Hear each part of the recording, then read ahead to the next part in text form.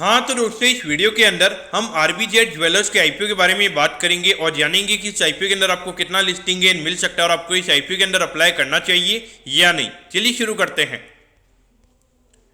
तो देखिए अगर हम यहाँ पे आईपीओ की डिटेल्स के बारे में अगर हम बात करेंगे तो देखिए 19 तारीख को ये आईपीओ में स्टार्ट होता हुआ नजर आएगा और 21 तारीख को ये आईपीओ में क्लोज होता हुआ नजर आएगा। अगर हम इश्यू साइज की अगर हम बात करेंगे तो देखिए लगभग 100 करोड़ के लगभग का आईपीओ में यहाँ पे नजर आता है और ये पूरा जो आईपीओ है ये फ्रेश इश्यू के फॉर्म में हमें यहाँ पे नजर आता है, यानी कि ये जो पैसा है ये कंपनी के पास में हमें यहाँ पे जाता हुआ नजर आएगा। अब अगर हम यहाँ पे लॉट साइज प्राइस बैंड के बारे में अगर हम बात करेंगे तो यहाँ पे 100 के कट ऑफ प्राइस पे ये कंपनी का आईपीओ में आता हुआ नजर आ रहा है और 150 शेयर्स का हमें यहाँ पे लॉट नजर आता है, यानी कि एक लॉट को अप्लाई करने के लिए यहाँ पर एग्जैक्ट आपको 15,000 रुपये आपको यहाँ पे लगने वाले हैं।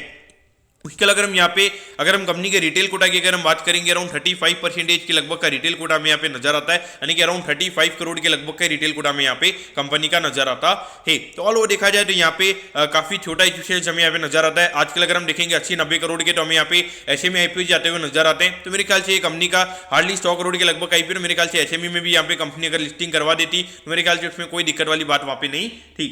लेकिन अगर हम एट द एंड अगर हम यहाँ पे अगर हम आरबीजेड ये ज्वेलरी ये कंपनी हमें यहाँ पे नजर आती है तो मेरे ख्याल से ज्वेलरी के बिजनेस में मेरे ख्याल से आपको ज़्यादा एक्सप्लेन करने की जरूरत नहीं है।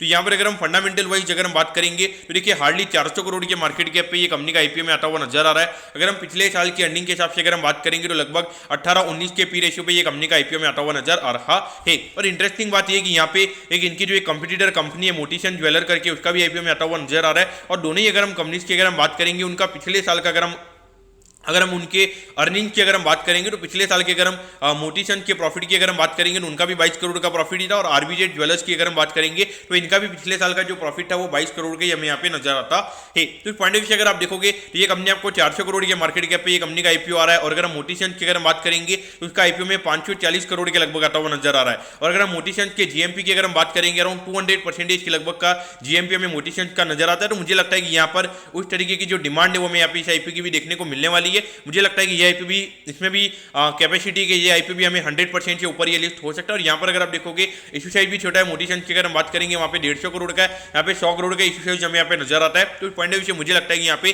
कहीं ना कहीं आईपी डबल नहीं तो लगभग यहाँ पे 50% से जो ज्यादा के प्रीमियम पे ये आईपी मेरे ख्याल से लिस्ट होता हुआ नजर आएगा। ये मेरा पॉइंट ऑफ व्यू मुझे यहाँ पे लगता है। तो मेरे ख्याल से अगर आपके पास में फंड है तो आपको आरबीजेड ज्वेलर्स में भी अप्लाई करना चाहिए, मोटिशन ज्वेलर में भी आपको अप्लाई करना चाहिए। लेकिन दोनों आईपी की अगर मैं बात करूंगा तो यहाँ पे ज्वेलरी बिजनेस के लिए मेरे ख्याल से जब 30 से ज़्यादा का पी रेशियो जब इन कंपनीज का हो जाता है तो मेरे ख्याल से काफ़ी ज़्यादा हो जाता है। और अगर हम मोटिशन की अगर हम बात करेंगे जब वो लिस्टिंग अगर डबल पे हो जाती है तो वहाँ पे मोटिशन का पी भी लगभग 50 का हो जाएगा। और अगर आरबीजेड अगर डबल पे लिस्ट हो जाता है तो इसका भी पी रेशियो में लगभग 35 के लगभग होता हुआ नजर आएगा। तो उस पॉइंट से देखा जाए अगर ये दोनों ही कंपनी अगर 100% प्रीमियम पे लिस्ट हो जाती है तो उसके बाद में मेरे ख्याल से लेने से कोई मतलब नहीं है। लेकिन लिस्टिंग इनके लिए मेरे ख्याल से आप डेफिनेटली इसको यहाँ पे अप्लाई कर सकते हो। और अगर हम देखेंगे तो मार्केट में काफ़ी हॉट फैंसी सेक्टर भी हमें यहाँ पे नजर आता है। तो उस पॉइंट से डेफिनेटली आपको यहाँ पर लिस्टिंग इनके से दोनों आईपीओ आपको यहाँ पे अप्लाई करनी चाहिए। तो दोस्तों मैं होप करता हूँ कि आरबीजेड ज्वेलर्स के आईपीओ के बारे में आपको सब कुछ समझ में आ गया होगा। अगर आपकी कोई भी क्वेरीज है आप कमेंट कीजिए, मैं जरूर आपके कमेंट पर रिप्लाई करूंगा।